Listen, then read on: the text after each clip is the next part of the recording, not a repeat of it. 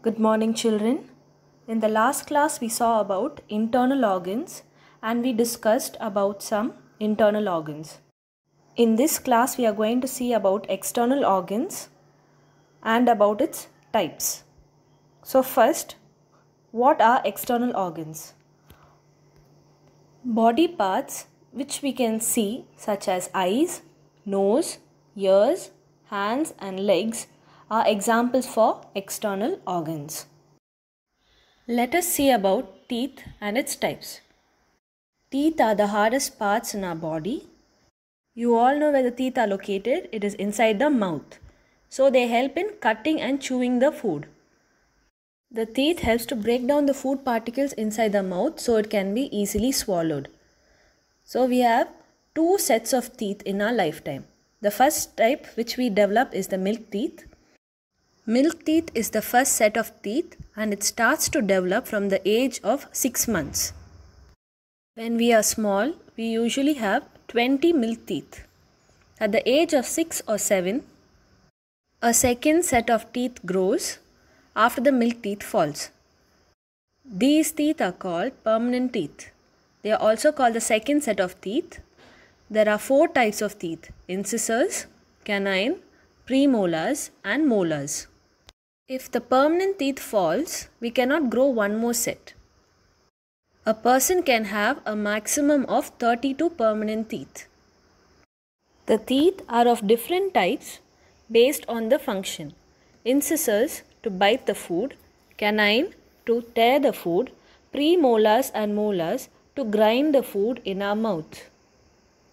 Importance of oral health. What is oral health? Oral means mouth. So taking care of our teeth and our mouth is called as oral health.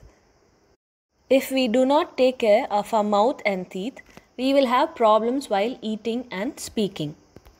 How do we keep our mouth healthy? We can keep our mouth healthy by brushing our teeth, eating healthy food, and having regular dental checkups. We should brush our teeth twice a day.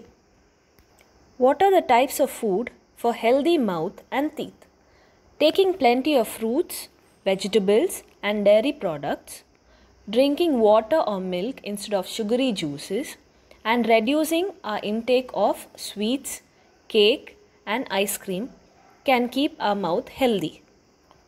How can we take care of our mouth and teeth?